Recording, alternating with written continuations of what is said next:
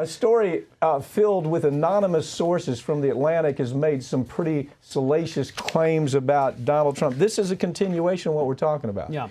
It's a continuation because, A, the Dems obviously are behind. You know, they're part of all this. The owner of The Atlantic, gave $600,000 to Biden's election. She gave $1.2 million to candidates just in the last few weeks. So the question, and I think, you know, Glenn Greenwald to me is brilliant. I just can't, every time the guy comes up with an angle, I go, you know, you're right on. He runs The Intercept. His point was that this blows up in the face of the proponent unless it works. Yeah. And he's saying, really, it doesn't look like it's working. My point to you is, why? Because Trump was already losing. He has lower numbers in the military than he's ever had. Why would you go here?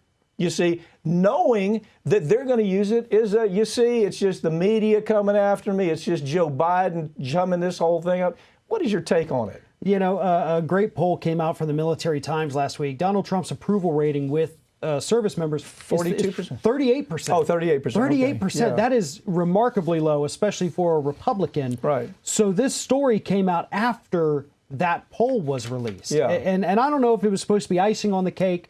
And for the record, I'll say I do believe that Trump has said these things about fallen soldiers. It wouldn't be a surprise. It falls in line with the way he is. Yeah, it wouldn't be a surprise. I saw good analysis on it from, I think it was Joshua Holland, who said, this is a character story about Trump. It's not a policy story in either way.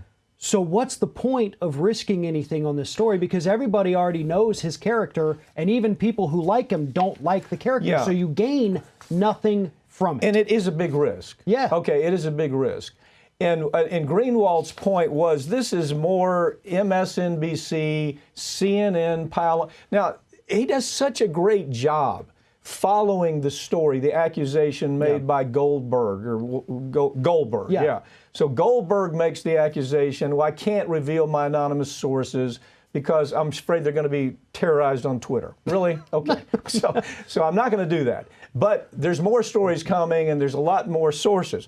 But Greenwald says, okay, let's really analyze what just happened. Greenwald says there is a source, an anonymous source, and then the AP picks up on it and asks the question, who is it?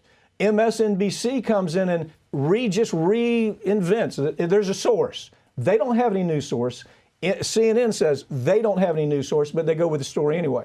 The problem is this works for this guy. It works for Trump. I don't think people are analyzing how bad. There was a poll a couple of weeks ago. Do we believe the media or do we believe Trump? They believe Trump. Yeah. And so this just adds to it, doesn't it? Well, and what we've seen right now, and this fight's taking place all over social media, you have the Trump supporters who will straight up say, this isn't real. This is a lie.